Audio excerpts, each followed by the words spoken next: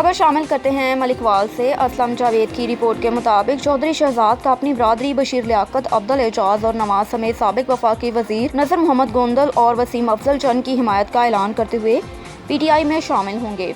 इस मौके पर नज़र मोहम्मद गोंदल और वसीम अफजल चंद साबिक MPA चौधरी शहजाद और उनके साथियों का शुक्रिया अदा करते हुए कहा कि आपने हम पर जो एतमाद किया, हम आपके साथ खड़े हैं, क्योंकि हमारा एक ही मिशन है, वो है खिदमत खलक। हम हल्के की आवाम की खिदमत करने में खुशी महसूस करते हैं, क्योंकि हमारे बुजुर्गों ने भी हल्के की आवाम की खिदमत करते थे। उनके मिशन को जारी रखते हुए हम भी खिदमत कर रहे हैं। हम हल्के की आवाम को अकेले नहीं छोड़ेंगे। रुख करते हैं भक्कर का। डिप्टी कमिश्नर इमरान हामिद शेख ने कहा कि सरकारी रेवेन्यू की तमाम मुद्दात में हस्बे अहदाफ वसूली यकीनी बनाना रेवेन्यू अफसरान की बुनियादी पेशा वराना जिम्मेदारी है, जिसकी तकमील में नाकिस कारकर्दगी के हामिल रेवेन्यू अफसरान के खिलाफ पैडा एक्ट और एंटी करप्शन लॉज के तहत कार्रवाई की जाएगी। जी बिल्कुल, डिप्टी कमिश्नर ने कहा कि ज़िले से सरकारी रेवेन्यू की तमाम अदात में ज़्यादा से ज़्यादा वसूली यकीनी बनानी जाएगी और माह रमा को रिकवर मुहिम का महीना डिक्लेयर किया गया, जिससे रेवेन्यू अफसरान को ये मौका फराहम किया जा रहा है कि वो अपनी कारकर्दगी हस्बे अहदाफ बनाने के लिए भरपूर मेहनत और काविश से काम करें। डिप्टी कमिश्नर ने असिस्टेंट कमिश्नर को हिदायत की कि मातहत रेवेन्यू अफसरान की कारकर्दगी को हफ्तावार बुनियाद पर मॉनिटर किया जाए, ताकि वो गफलत और सुस्त कारकर्दगी का इर्तिकाब ना कर सके।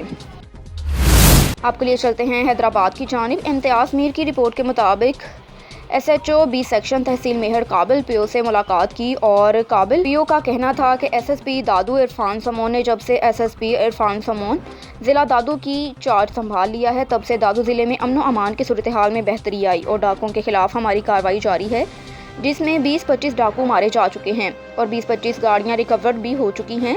जब से SSP इरफान समोन ने चार्जेस संभाला है, तब से डाकू ने दादू ज़िले से फरार हो गए। बहादुर SHO काबिल PO ईमानदार अफसरों की ज़रूरत है। SSP दादू इरफान समो का कहना था कि काबिल PO जैसे SHO की ज़रूरत है और SHO काबिल का कहना था कि मैं डाकू का कहता हूं कि अपनी डकैती और चोरी छोड़ दे और अपने आप को पुलिस के हवाले कर दे। उनके खिलाफ कोई FIR काटी नहीं जाएगी। जब हमारे नुमाइंदे इम्तियाज़ मीर ने SHO से बात की तो उनका कहना था कि हमने इतना अमन अमान करवाया है कि SSP की तरफ से आपको कोई अवार्ड मिल जाएगा। काबिल का मज़ीद कहना है कि SSP दादू इरफान समूह की जानिब से 5 सर्टिफिकेट दिए गए और 50,000 रुपये नकद कैश भी दिए गए। खबर है सजावल से। हलीम आदिल शेख की सजावल में सिंध यूनिवर्सिटी की तलबा अलमास भान की रिहाइश का आमद। अलमास भान को सिंध यूनिवर्सिटी में हरासा और तशद्दुद का निशाना बनाया गया। अपोजिशन लीडर ने अलमास भान के वालिद और अलमास भान से यकजहती का इजहार किया। हलीम आदिल शेख का मुतासरा तलबा को हर मुमकिन मदद की यकीन दहानी।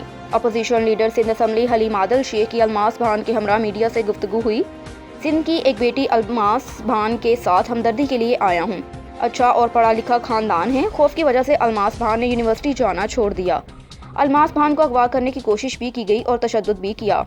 इंक्वायरीज बनती हैं, कोई कार्रवाई नहीं की गई। यूनिवर्सिटी की इंक्वायरी पर वालिदैन को तहफ़्फ़ुज़ दें और हम ये चाहते हैं कि सिंध की बेटियां पंखों में लटक जाएं।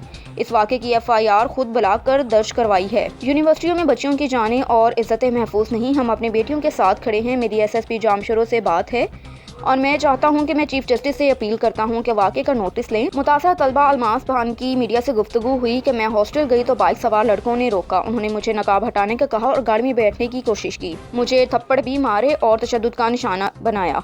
मैंने वाक़े के हवाले से वालिदैन को आगाह किया। मैं सोशियोलॉजी डिपार्टमेंट में सिंध यूनिवर्सिटी की तालिब इल्म हूँ। हॉस्टल में लड़कियों और भी परेशान हैं। अब्बास अली भान मुतासरा लड़की का वालिद है। 3 फरवरी को ये वाक़या पेश आया। आई चंद रिगर और रोड पर यह वाक़या पेश आया। इसी रोड पर बाइक सवार लड़कों ने रास्ता रोका, तशद्दुद करके अगवा की कोशिश भी की। यूनिवर्सिटी इंतजामिया को शिकायत की गई, उनकी जानिब से कोई तावान ना हो सका। जब 3 तारीख को मैं क्लास लेने के लिए यूनिवर्सिटी गई अपने डिपार्टमेंट में। 3 कौन सी? 3 फरवरी। ठीक है। तो वहाँ मुझे पता चला कि आज हमारी क्लास नहीं है। उसके बाद मैं वापस हॉस्टल जाने के लिए गई तो मारवी हॉस्टल के करीब एक रोड है, वहाँ पे कुछ बाइक पे लड़के बैठे थे। उन लोगों ने मेरा रास्ता रोका और मुझे नकाब हटाने का बोला। जब मैंने उनको बोला कि मैं नकाब क्यों हटाऊं, तो उन लोगों ने मुझे बोला फिर गाड़ी में बैठो। मैंने फिर वहीं बोला कि गाड़ी में भी क्यों बैठूं। तब उन लोगों ने मुझे थप्पड़ मारे। फिर मैंने उनको बोला अब मुझे ज़्यादा मारोगे तो मैं बाकी लोगों को बुलाऊंगी। फिर वो वहाँ से भाग गए। फिर मैं अपने हॉस्टल गई और वहाँ मैंने अपने भाई को कॉल की कि ये हादसा मेरे साथ हुआ है बाबा को बता दो। फिर बाबा ने अपने दोस्त को बोला कि मेरी बेटी के साथ यह हादसा हुआ है, तुम उसके पास जाओ। फिर वो मेरे पास आया और हम गर्ल्स रेस्क्यू सेंटर में गए। वहाँ हमने अपनी एप्लीकेशन दर्ज की। वहाँ एप्लीकेशन दर्ज कराने के बाद मैं फिर वापस हॉस्टल आके बैठ गई। आपका नाम क्या और कहाँ कौन? मेरा नाम अलमास बान है और मैं सिंध यूनिवर्सिटी में पढ़ती हूँ, सोशोलॉजी डिपार्टमेंट में। आप कब से उसके बाद यूनिवर्सिटी जा रही हैं, नहीं जा रही हैं, क्या है? जी नहीं, मैं अब यूनिवर्सिटी नहीं जा रही हूँ, घर में बैठ गई हूँ। वहाँ और मामला भी हैं, क्या है माहौल कैसा है? लोग बच्चियाँ परेशान हैं, क्या है सूरत? जी हाँ सर, वहाँ लड़कियाँ बहुत परेशान हैं। मेरे साथ तो ये पहली बार हुआ है। साजिद अली की रिपोर्ट के मुताबिक चक्करगढ़ में कब्जा माफिया मुतहरिक हो गई। पटवारियों की मिलीभगत से जाली कागजात बनाना और शरीफ लोगों को हरासा करके उनसे भत्ता लेना मामूल बन गया। जी बिल्कुल, शकरगढ़ के नवाही इलाके मर्ददवाल में थाना सिटी शकरगढ़ की हदूद में चंद नौसरबाजों ने पटवारियों की मिलीभगत से जाली फर्दे बनवाकर शरीफ लोगों को परेशान करना शुरू कर दिया। हाफिज मोहम्मद आरिफ मर्ददवाल की सरबराही में ये कब्जा ग्रुप मुसल्ला होकर शरफा को धमकाता है और फिर उनसे भत्ता वसूल करता है। शहरियों की कानून नाफिज करने वाले इदारों से गुजारिश है कि शहरियों को तहफ़्फ़ुज़ दिया जाए और कब्जा माफिया के खिलाफ सख्त कार्रवाई अमल में लाई जाए। रुख करते हैं उकाड़ा का।